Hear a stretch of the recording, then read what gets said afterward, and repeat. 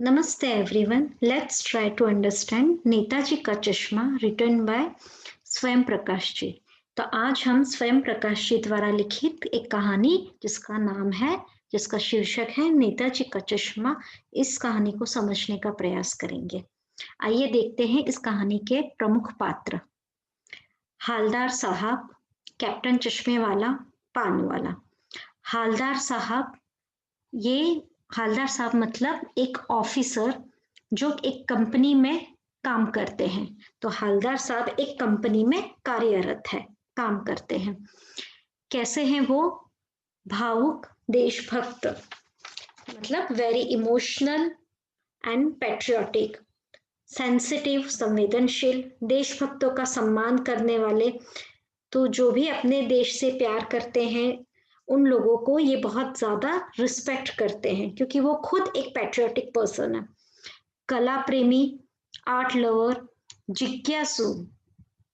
जिज्ञासु मतलब he is very curious. उनके आजू बाजू ऐसा कुछ भी होता है तो उन्हें उसके पीछे का रीजन जानना जरूरी हो जाता है। कहीं ना कहीं ही इज वेरी क्यूरियस। ऐसा नहीं कि अपने ही काम से मतलब रखो, नहीं, ही इज वेरी क्यूरियस। किसी का मजाक उड़ाना उनको पसंद नहीं। उनका एक शौक है पान खाना। पान, जो पान वाले की शॉप में पान मिलते हैं वो पान खाने के बहुत ज्यादा शौकीन है। और साथ में एक जिम्मेदार नागरिक है, तो एक रिस्पॉन्सिबल सिटीजन है। तो यहाँ हमें समझ में आता है कि हालदार साहब कैसे हैं। देशभक्त है, संवेदनशील है, आर्टिस्टिक है, मतलब आर्ट लवर है, क्यूरियस है, लोगों के बारे में जानना चाहते हैं तो उसे कहते हैं जिज्ञासु है, एक रिस्पॉन्सिबल सिटीजन है। उसके बाद हम देखेंगे एक कैप्टन चश्मे वाला। कैप्टन चश्मे वाला आप ये ड्राइंग में भी देख सकते हैं। ये जो इंसान है वो है कैप्टन चश्मे वाला। कैसा है?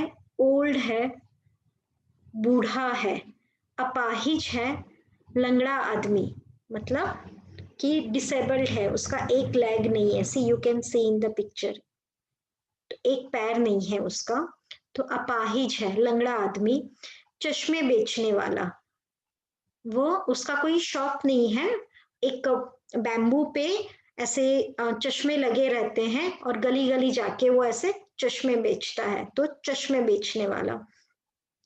हार्ड वर्किंग, परिश्रमी, गरीब और मरियल व्यक्ति है। मरियल मतलब बहुत ही ज्यादा वीक, ऐसा हश, मतलब बहुत हेल्दी नहीं है, गरीब है और चश्मे बेचता है, मेहनत करके कमाता है। बट वो कैसा है? सच्चा देशभक्त है। तो हालदार साहब भी देशभक्त है, कैप्टन चश्मे वाला भी देशभक्त है। नेताजी के प्रति सम्मान की भावना। नेताजी कौन? नेताजी मतलब नेताजी सुभाष चंद्र बोस। तो नेताजी के प्रति सम्मान की भावना रखता है। उन तो जो लोग देश के लिए शहीद हुए हैं, ऐसे फ्रीडम फाइटर्स के लिए भी उसके मन में रिस्पेक्ट है। तो वो बहुत ज्यादा पैट्रियोटिक है। और यहाँ इस कहानी में हमें देखने मिलता है कि नेताजी के प्रति उस बहुत ज्यादा सम्मान रखता है और वो भी एक जिम्मेदार नागरिक है, रिस्पॉन्सिबल सिटीजन है। ये कहानी ही नेताजी का चश्मा। यहाँ नेताजी कौन है? नेताजी सुभाष चंद्र बोस। और चश्मा मतलब स्पेक्टिकल्स। तो आप इस कहानी में देख रहे होंगे कि नेताजी सुभाष चंद्र बोस की एक स्टेचू, एक मूर्ति बनी हुई है। और ये जो लंगड़ा सा आदमी है, उस जिसका नाम है कैप्टन चश्मे वाला, वो उन्हें चश्मा लगा रहा है। बस, तो यही है नेताजी का चश्मा। इस कहानी में एक और कैरेक्टर है पान वाला। पान वाला कैसा है? डार्क, फैट और हैप्पी गो लकी टाइप का इंसान, लाइक काला, मोटा, खुश मिजाज, बातें बनाने में उस्ताद, बड़ी बड़ी बातें करने में बहुत एक्सपर्ट है। थिंकिंग कैसी है? साधारण विचारों वाला, मतलब वेरी नॉर्मल टाइप की थिंकिंग है। ऐसा नहीं है कि वो बहुत ज्यादा देशभक्त है और बहुत मतलब बड़ी बड़ी देशभक्ति की बातें करे, देश के बारे में सोचे, नहीं। सीधा साधा ऐसा इंसान है जो अपने में मस्त रहता है, काला सा, मोटा सा, सबका मजाक उड़ाने वाला। आप उसे इमेजिन कर सकते हो क्योंकि यहाँ लिखा है हंसता है तो उसकी तोंद हिलती है। तोंद मतलब टमी। तो आप इमेजिन कीजिए एक पान वाला है, डार्क, फैटी एकदम, तो काला मोटा हंसने वाला, और जब जोर से हंसता है तो उसका पेट, उसका टमी हिलता रहता है। स्वभाव से मजाकिया, मजाकिया मतलब थोड़ा फनी टाइप है, हर किसी का मजाक उड़ाना और बहुत बड़ी बड़ी बातें करना, उस टाइप का पान वाला एक एक कैरेक्टर है। तो ये तीन मेन कैरेक्टर्स है। यहाँ पे एक और है मूर्तिकार। मूर्तिकार कौन? जिसने इस नेताजी सुभाष चंद्र बोस की मूर्ति बनाई थी, ये स्टेचू बनाने वाला स्कल्प्टर, वो कौन है? मूर्तिकार कौन है? मूर्तिकार एक्चुअल में कोई मूर्ति बनाने वाला नहीं है, पर एक चित्रकार है। चित्रकार मतलब वो ड्राइंग टीचर है एक्चुअली। कौन से स्कूल में? मोतीलाल स्कूल का नाम है। उसकी जो ड्राइंग टीचर है, चित्रकला अध्यापक, उन्होंने नेताजी की ये मूर्ति बनाई थी। और उनकी एक विशेषता है, अगर मूर्तिकार के बारे में एग्जाम में पूछे तो उनकी विशेषता ये है कि वह ड्राइंग टीचर है, चित्रकला अध्यापक है, उसके बाद भी उन्होंने मूर्ति बनाई और मूर्ति काफी अच्छी बनाई। और उस मूर्ति बनाने का काम उन्होंने ईमानदारी से, ऑनेस्टली कंप्लीट किया, वो भी with in the given time. उनको जो टाइम, जो समय सीमा दी थी, जो टाइम पीरियड दिया गया था, जो लिमिटेशंस थी टाइम की, उसके अंदर उन्होंने ये मूर्ति बनाने का काम संपन्न किया था। तो आइए हम नेताजी का चश्मा ये कहानी देखते हैं। इस कहानी के माध्यम से जो लेखक है, उन्होंने हर किसी में देशभक्ति की भावना जगाने का प्रयास करते हैं। हालदार साहब जो ऑफिसर है, जो एक कंपनी में कार्यरत है, कंपनी में वर्किंग ऑफिसर, उनका नाम है हालदार साहब, को हर 15वें दिन, 15th डे, कंपनी के काम के सिलसिले में उस कस्बे से गुजरना पड़ता था। कस्बा मतलब टाउन। तो एक टाउन है, टाउन क्या होता है? गांव से थोड़ा बड़ा रहता है और मेट्रो सिटीज नहीं रहता है, उससे छोटा। तो एक टाउन से हमेशा वो गुजरते थे, वहां से ट्रेवल करते थे। कस्बा, that town, it was not so big, बहुत बड़ा नहीं था, जिसे पक्का मकान कहा जा सके, मतलब पक्के मकान, अच्छे खासे घर, वैसे कुछ ही मकान थे। और बाजार, जो मार्केट कह सकते हैं, वैसा एक ही बाजार था। तो टाउन कैसा था? जिसमें सिर्फ एक बाजार था, एक मार्केट था। कस्बे में क्या क्या चीजें थी? कस्बे में, रिमेंबर, नंबर 1, लड़कों का स्कूल था, बॉयज स्कूल। लड़कियों का स्कूल, गर्ल्स स्कूल। एक सीमेंट का छोटा सा कारखाना, cement factory. 2 open air cinema घर, 2 ओपन एयर सिनेमा घर, मतलब थिएटर नहीं था, ओपन एयर सिनेमा घर था। ओपन एयर जहाँ मूवी दिखाई जाती थी, ओपन में, ऐसे 2 ओपन एयर सिनेमा घर। एक ठो मतलब एक ही नगर पालिका थी, दैट इज म्यूनिसिपल कॉर्पोरेशन था वहां का। नगर पालिका थी तो कुछ ना कुछ करती भी रहती थी, जैसे नगर पालिका, municipal corporation, these are the government bodies which look after the town जो रहता है। तो उस टाउन के लिए, उस कस्बे के लिए कुछ ना कुछ करती थी। तो इनकी जो म्यूनिसिपल कॉर्पोरेशन थी, एक छोटी सी नगर पालिका जो थी, वो क्या क्या काम करती थी? नंबर 1, कभी कोई सड़क पक्की करवा दी, सड़क, रोड, अच्छा सा रास्ता बना दिया। कभी कुछ पब्लिक यूरिनल, पेशाब घर बनवा दिए, तो पब्लिक टॉयलेट बोलते हैं, या पब्लिक यूरिनल बनवा दिए। कभी कबूतरों की छतरी, कबूतरों की छतरी विच मतलब पिजन अम्ब्रेला बनवा दी। तो कभी कवि सम्मेलन करवा दिया, कवि सम्मेलन, जैसे पोएट लोगों को इकट्ठा करके कवि सम्मेलन बनवा दिया, करवा दिया, टाउन के, कस्बे के लोगों के लिए ऐसे कुछ फंक्शंस रख दिए। इसी नगर पालिका के किसी उत्साही बोर्ड, बोर्ड मतलब बोर्ड ऑफ मेंबर्स जहां रहते हैं, नगर पालिका को चलाने वाले जो मेंबर्स रहते हैं, उत्साही मतलब बहुत ज्यादा जो कुछ अच्छा करना चाहते हैं वैसे लोग, जो बोर्ड है। और प्रशासनिक अधिकारी, प्रशासनिक मतलब गवर्नमेंट ऑफिसर्स, उन्होंने एक बार, शहर को इन्वर्टेड कामों में क्यों लिखा है शहर? क्योंकि ये पूरी तरह से शहर नहीं है, ये एक कस्बा है, पर फिर भी हम इसे शहर कह लेते हैं, क्योंकि यहाँ कुछ सड़कें भी हैं और सिनेमा घर है, थिएटर्स है। तो जो बोर्ड्स मेंबर थे और जो ऑफिसर्स थे म्युनिसिपल कॉरपोरेशन के, नगर पालिका, उन्होंने एक बार डिसाइड किया कि मुख्य बाजार मार्केट में, चौराहे पर, मेन जो चौराहा है, चौराहा, चौ मतलब चार रास्ते, चार रास्ते, in English we can say cross roads होते हैं, जहाँ पे 4 roads meet at a one junction, one point. तो चौराहे पर एक मूर्ति लगाए, एक प्रतिमा लगाए, किसकी? नेताजी सुभाष चंद्र बोस की, संगमरमर व्हाइट मार्बल जैसे ताजमहल बना है उसकी एक मूर्ति लगवा दी जाए, ऐसा उन लोगों ने डिसाइड किया। ये कहानी उसी प्रतिमा के बारे में है, उसी स्टेचू के बारे में है, बल्कि पूरे स्टेचू के बारे में भी नहीं है, ये कहानी उससे भी एक छोटे से हिस्से के बारे में है। क्या था वो हिस्सा? नेताजी सुभाष चंद्र बोस का जो चश्मा है, जो स्पेक्टिकल्स है, उसके बारे में ये कहानी है। पूरी बात तो अब पता नहीं, लेकिन लगता है कि देश के अच्छे मूर्तिकारों की जानकारी नहीं होने और अच्छी मूर्ति की लागत, अनुमान और उपलब्ध बजट से कहीं बहुत ज्यादा होने के कारण काफी समय ऊहापोह और चिट्ठी पत्री में बर्बाद हुआ होगा। मतलब हमने स्टार्टिंग में ही देखा कि ये जो मूर्ति बनाई थी किसी मूर्तिकार ने नहीं बनाई थी, स्कल्पचर्स जो रहते हैं, जो मूर्ति बनाते हैं, उन लोगों ने नहीं बनाई थी, बल्कि एक ड्राइंग टीचर ने बनाई थी। अब यहाँ पे उसके रीजंस दिए हैं कि एक ड्राइंग टीचर को, चित्रकला के मास्टर को, ड्राइंग मास्टर को ये क्यों दिया। तो नंबर 1, ये काम उसको क्यों दिया होगा, उसके कुछ रीजंस हैं। देश के अच्छे मूर्तिकारों की जानकारी नहीं होने।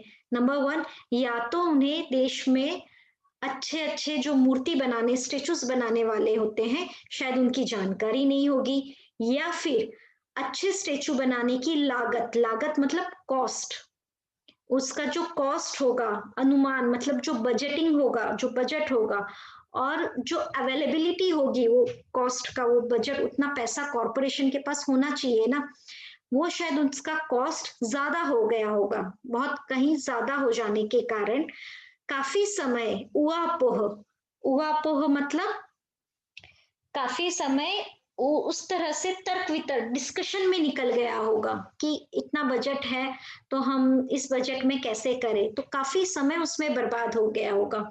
या फिर चिट्ठी पत्री, ये अभी बहुत पुरानी बात है, इंटरनेट का जमाना नहीं था, तो अभी कोई भी बजट पास कराने के लिए लेटर राइटिंग करो, एक डिपार्टमेंट से दूसरे डिपार्टमेंट में फाइल जाए, शायद उसमें भी शायद बहुत ज्यादा समय बर्बाद हुआ होगा, बजटिंग करने में, अच्छी मूर्ति बनाने में बजट कितना है, टाइम कितना है, और डिस्कशन में काफी समय चला गया होगा। और बोर्ड की शासनावधि, व्हाट इज शासनावधि?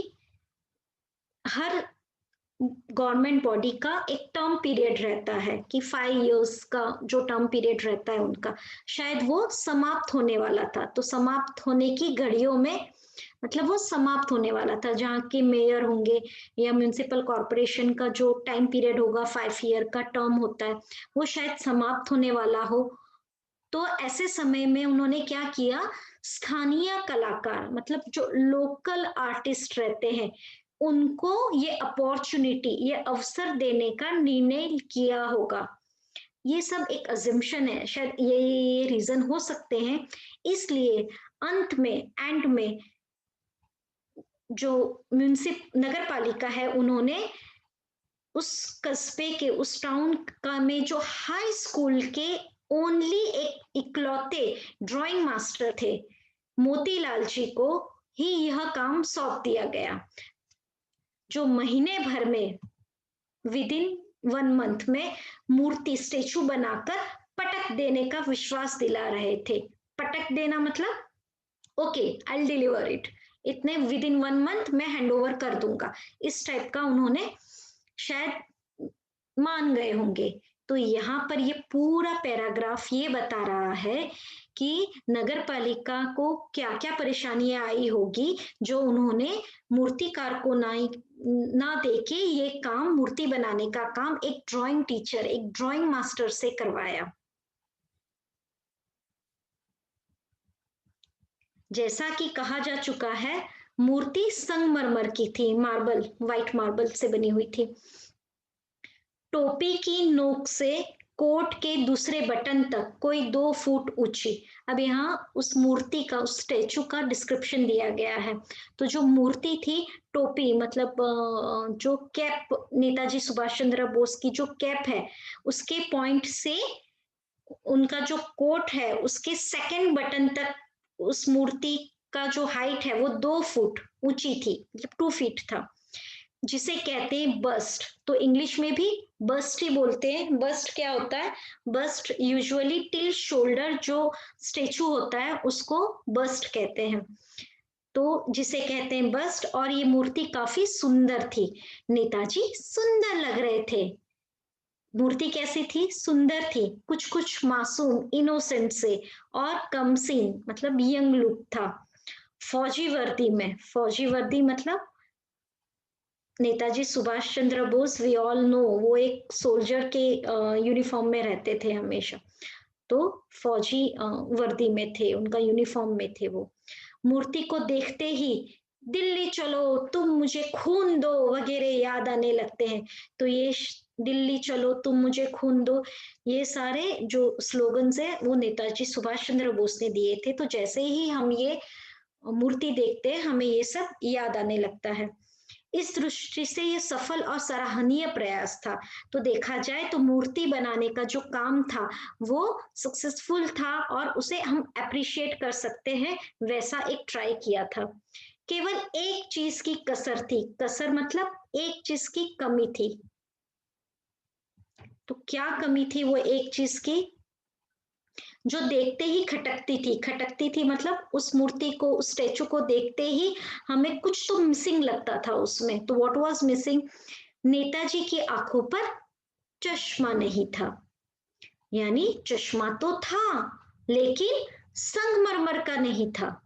तो यहाँ राइटर बोल रहे हैं कि नेताजी की आंखों पे चश्मा नहीं था, और चश्मा तो था, एक चश्मा था, बट वो कैसा था? वो संगमरमर मार्बल का बना हुआ नहीं था, बट वो सही में सिंपल सा और रियल सा एक सामान्य और सचमुच के चश्मे का चौड़ा काला फ्रेम मूर्ति को पहना दिया गया था। तो जो स्टेचू था उस पे रियल फ्रेम, एक स्क्वायर चौड़ा मतलब square black frame, real frame पहनाई थी मूर्ति को। तो हालदार साहब ने जब पहली बार, हवलदार साहब उस कस्बे से गुजरते रहते थे, उनकी जीप जो है वो चलती रहती थी। तो जब वो पहली बार उस टाउन से गुजरे तो उनका क्या शौक था? पान खाने का। तो चौराहा, चौराहा, तो चौराहे पर पान खाने रुके, तभी उन्होंने इसे लक्षित किया, लक्षित किया, नोटिस किया, और उनके चेहरे पर कौतुक भरी मुस्कान फैल गई। कौतुक भरी मतलब एक जैसे हम किसी की तारीफ करते हैं और क्यूरियस हो जाते हैं, तो वैसी एक स्माइल आ गई उनके फेस पे। वाह भाई, यह आइडिया भी ठीक है, मूर्ति है पत्थर की लेकिन चश्मा रियल। तो वो एक थोड़ा खुश हो गए मूर्ति को देख के, ऐसे भी देशभक्त थे, और ये कुछ उन्हें अलग लगा कि मूर्ति तो रियल है, पर मूर्ति तो पत्थर की है, आई एम सॉरी, मूर्ति तो पत्थर की है बट चश्मा रियल है। अब इसके आगे क्या होता है हम लोग देखेंगे हमारे पार्ट 2 में, नेताजी का चश्मा पार्ट 2 वीडियो में देखेंगे। Okay, till then bye bye, take good care of yourself, bye bye.